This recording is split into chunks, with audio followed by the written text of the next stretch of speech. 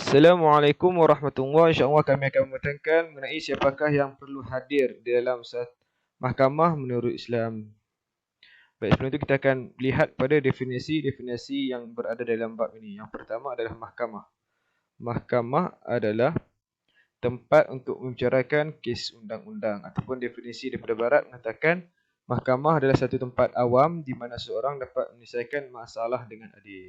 Jadi mahkamah di Malaysia terbahagi kepada dua, iaitu mahkamah sivil yang berada di bawah kerajaan pusat dan mahkamah syariah yang berada di bawah sultan ataupun di bawah kerajaan negeri.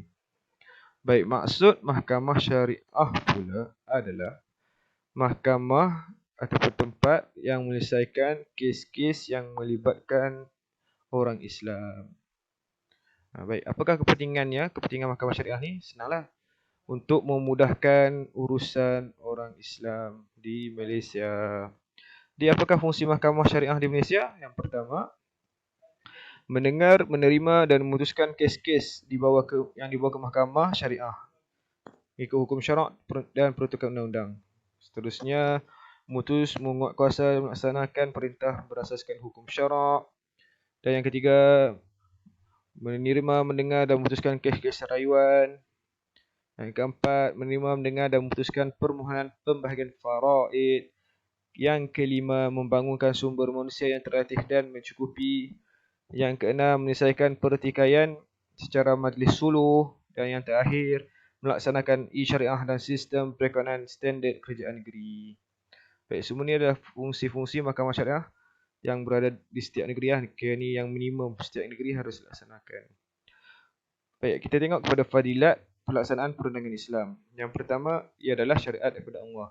Kita boleh tengok daripada firman Allah SWT dalam surah An-Nisa, wahai orang-orang beriman, jadilah kamu penegak keadilan, menjadi saksi kerana Allah, walaupun dirimu sendiri atau terhadap ibu bapa kamu dan kaum kerabat kamu.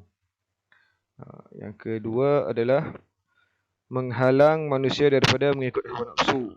Dan dengan adanya perundangan, manusia terhalang daripada membuat secara suka hati. Berdasarkan firman Allah SWT dalam suratul Maidah, dan kami telah menurunkan kitab Al-Quran kepadamu wahai Muhammad dengan membawa kebenaran, yang membenarkan kitab-kitab yang diturunkan sebelumnya dan menjaganya, maka putuskanlah mereka perkara mereka menurut apa yang diturunkan oleh Allah, dan janganlah engkau mengikuti keinginan mereka dan meninggalkan kebenaran yang telah datang kepadamu. Baik, yang terakhir fadilat ni adalah menjadi penasihat kepada rakyat. Kan? Sebab jabatan kehakiman ni dia menjadi perantara di antara rakyat dan pemerintah.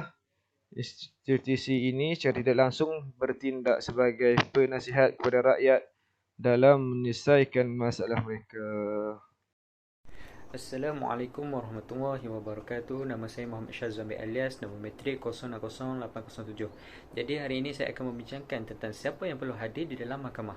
Jadi iaitu fokus utama kita adalah kepada hakim. Jadi dalam video ini saya akan menceritakan tentang hakim yang mana merupakan seseorang yang dituntut oleh syarak dalam melaksanakan kehakiman. Seperti mana yang dibuktikan oleh Rasulullah SAW sendiri menjalankan kehakiman dengan penuh keadilan serta saksama tanpa mengira golongan bangsa dan masyarakat. Hakim ini disebut juga sebagai qadi atau boleh dikaitkan maknanya sebagai qazi, yang bermaksud orang yang memutuskan perkara-perkara yang dihakimkan kepadanya, yakni yang menjalankan hukuman kepada orang yang bersalah dengan hukum syarak. Allah SWT telah berfirman dalam surah Al-Ma'idah ayat ke-49, iaitu anihkum bainahum bima anzalallah, yang bermaksud hendaklah kamu menghukumkan di antara mereka itu dengan undang-undang yang diturunkan oleh Allah. Ini menunjukkan bahawa tugas sebagai hakim adalah satu perkara yang dituntut dan perlu menjalankannya dengan penuh amanah. Seterusnya adalah hukum menerima jawatan yang mana terbahagi kepada 5, iaitu berdasarkan pendapat Ibnu Qudamah. Yang pertama adalah fardu ain, iaitu seseorang wajib menjadi hakim apabila tidak ada orang lain yang lebih layak daripadanya. Yang kedua adalah haram, seseorang yang tidak mempunyai kelayakan. Yang ketiga adalah makruh, iaitu orang yang berkelayakan meminta menjadi hakim sedangkan di waktu yang sama ada orang yang lebih layak daripadanya. Yang keempat adalah sunat, iaitu seseorang itu lebih berkemampuan dan layak daripada orang lain untuk mengendalikan tugas kehakiman.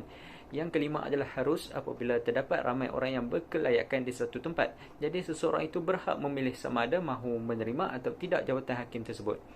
Kemudian syarat kelayakan kita boleh lihat daripada pendapat Al-Mawardi yang mana telah menyebut syarat-syarat yang ditentukan oleh Islam adalah yang adalah seorang yang baligh, berakal, malah mereka. Yang paling penting adalah seseorang itu perlu adil, mempunyai ilmu dalam bidang kehakiman dan lain-lain lagi. Kemudian kita lihat hakim ni ditugaskan dalam mengembalikan hak kepada golongan yang berhak. Seterusnya beliau boleh bertindak sebagai pentadbir harta bagi yang tidak layak mentadbirnya, seperti harta anak yatim, kanak-kanak, orang gila dan orang yang dihalang dari mentadbir hartanya. Ia juga termasuk juga dalam mengawasi harta wakaf. Hakim ditugaskan untuk mendengar, membicara dan memutuskan kes mal jenayah mengikut bidang kuasa yang diperuntukkan dalam undang-undang. Jadi mereka juga ditugaskan untuk menyediakan catatan perbicaraan dan alasan-alasan kehakiman bagi kes-kes yang dirayu ke Mahkamah Rayuan Syariah. Oleh itu, setiap orang yang memegang jawatan hakim ini kena menghayati adat al-qadi supaya kehormatannya tidak terjejas sama ada di dalam mahkamah atau di luar mahkamah. Antaranya adalah dia hendaklah melaksanakan keadilan seperti yang dikehendaki oleh Islam dan hendaklah menjadi simbol institusi keadilan Islam. Yang kedua adalah seseorang hakim perlu menjaga tingkah laku dan mengelakkan perkara yang boleh mendatangkan syak wa sangka. Yang ketiga adalah hakim hendaklah jangan menjatuhkan hukuman dalam keadaan sangat lapar, datang keinginan berahi iaitu syahwat. Yang seterusnya sangat susah atau sangat gembira, sakit atau berasa mengantuk. Jadi haram bagi hakim ini untuk menerima hadiah dan mereka tidak boleh bergurau dengan mana-mana pihak.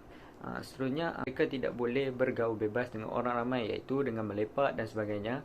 Dia tidak seharusnya diminta memberi fatwa kerana memberi fatwa itu boleh menjadikan sebagai hujah. Okey, itu saja daripada saya. Assalamualaikum warahmatullahi wabarakatuh. Assalamualaikum warahmatullahi wabarakatuh.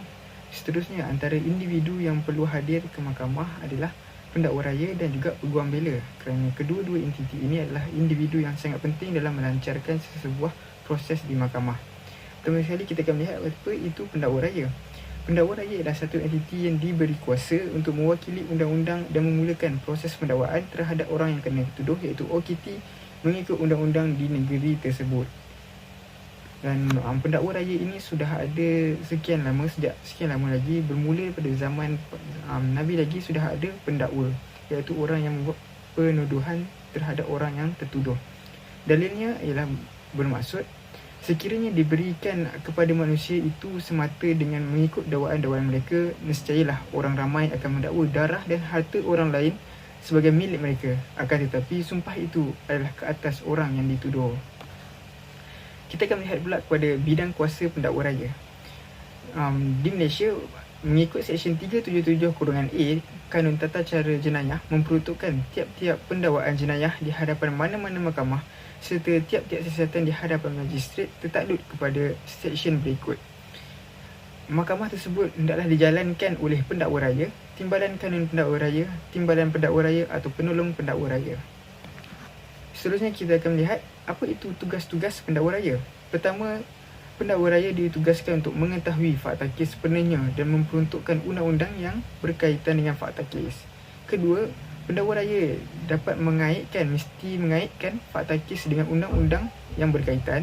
Dan ketiga, menyediakan pertuduhan berdasarkan kepada fakta kes dan undang-undang yang berkaitan. Dan yang terakhir ialah menulis minit ulasan dan cadangan dalam kertas siasatan dengan jelas, tepat dan terperinci untuk melancarkan proses pendakwaan. Seterusnya kita akan melihat kepada peguam bela pula. Daripada segi definisi bermaksud, peguam bela atau dalam bahasa Inggeris lawyer ialah wakil dalam perbicaraan. Seseorang yang berhadapan dengan kes mahkamah mewakilkan individu yang layak sebagai juru bicara kepada pihak dirinya. Peguam adalah dalam Islam ni dipanggil wakalah fi al-khusumah, perwakilan dalam perbicaraan. Dan perwakilan ini juga sudah ada sejak sekian lama, bermula daripada zaman sahabat lagi, yang dipanggil wakalah. Peguam adalah seorang profesional yang mempraktikkan atau mempelajari undang-undang. Peguam juga merujuk kepada seseorang yang pekerjaan memberi nasihat guaman kepada pelanggannya atau lebih dikenali sebagai seorang yang punya lesen untuk mempraktikkan guaman di sisi undang-undang. Itu mengikut kata Dewan Bahasa dan Pustaka. Seterusnya, seorang peguam mestilah mempunyai etika, dan antara etika seorang peguam adalah melaksanakan tugas dan peranan dengan ikhlas, jujur, dengan niat untuk mencapai keadilan. Yang kedua, membela orang yang dituduh. Dan yang ketiga, berakhlak Muslim. Berakhlak Muslim ni seperti jujur, tidak menindas dan juga menepati masa. Seterusnya kita akan melihat pada ciri-ciri seorang peguam. Untuk menjadi peguam yang berkaliber, seorang itu mesti mempunyai minat dengan profesi peguam tersebut, menguasai bahasa Melayu dan Inggeris, memiliki kemahiran komunikasi dan berdisiplin dan berfikiran panjang dalam setiap keputusan yang dibuatnya. Sekian itu saja daripada saya. Assalamualaikum warahmatullahi wabarakatuh. Terima kasih.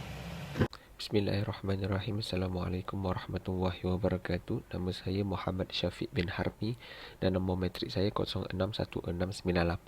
Saya akan memberikan sedikit sebanyak keterangan mengenai saksi. Yang pertamanya adalah makna saksi. Mengikut daripada kitab Al-Wizarah Al-Awqaf, saksi ini menurut bahasa Arab berasal daripada perkataan syahadah yang mengandungi beberapa maksud tertentu, iaitu yang pertama, perkabaran yang pasti, kehadiran dan pemberitahuan, kematian di jalan Allah Subhanahu Wa Taala, sumpah, ikrar dan kalimah tauhid. Jadi saksi ini bermakna orang yang diperlukan di dalam mahkamah untuk membantu proses mahkamah. Jadi siapa yang boleh memberi keterangan sebagai saksi? Jadi di sini terdapat beberapa keterangan yang boleh dilihat. Yang pertamanya adalah tertakluk kepada peruntukan seksyen ini. Semua orang Islam adalah kompeten untuk memberikan syahadah atau bayinah sebagai saksi dengan syarat bahawa mereka adalah akil, baligh, adil, mempunyai ingatan yang baik dan tidak berprasangka. Jadi huraian di sini adalah seseorang Islam adalah disifatkan adil jika dia menunaikan obligasi agamanya, maknanya segala ibadat agamanya, melaksanakan kewajipan agama yang ditetapkan, menahan diri daripada melakukan dosa besar dan tidak terus-menerus melakukan dosa kecil. Yang kedua, seseorang yang bukan Islam adalah kompeten untuk memberi bayinah untuk orang Islam jika keterangannya boleh diterima mengikut hukum syarak. Jadi huraiannya di sini, bayinah seorang pakar bukan Islam terhadap orang Islam boleh diterima jika ini menghendakinya. Jadi seterusnya, seseorang yang tidak adil adalah kompeten untuk memberikan bayinah sahaja tetapi tidak kompeten dalam memberikan syahadah. Seterusnya, seseorang yang belum baligh atau seseorang yang tidak sempurna akal adalah kompeten untuk memberikan bayinah sahaja tetapi tidak kompeten untuk memberikan syahadah.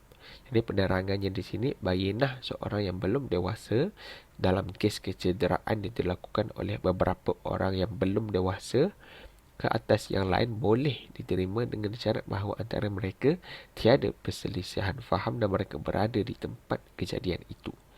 Seterusnya, seseorang yang mempunyai ingatan yang lemah atau pelupa atau menghidap hilang ingatan adalah kompeten untuk memberikan bayinah sahaja tetapi tidak kompeten untuk memberikan syahadah. Jadi kedua yang terakhir, seseorang yang keboleh percayaannya diragui kerana baiknya dengan dan mempunyai kepentingan dalam pihak menentang adalah kompeten untuk memberikan bayinah tetapi tidak kompeten untuk memberikan syahadah. Jadi bermakna dia diragui kerana dia ni berbaik, ada hubungan yang baik dengan pihak yang sebelah. Jadi dia kompeten untuk memberikan bayinah tetapi tidak kompeten untuk memberikan syahadah. Dan yang terakhir, seseorang yang keboleh kepercayaannya diragui kerana hubungan buruknya dengan pihak menentang adalah kompeten untuk memberikan bayinah tetapi tidak kompeten untuk memberikan syahadah. Jadi disebabkan dia mempunyai hubungan buruk dengan pihak lawannya, jadi keboleh percayaan ini diragui, tetapi dia boleh memberikan bayinah tetapi tidak boleh memberikan syahadah.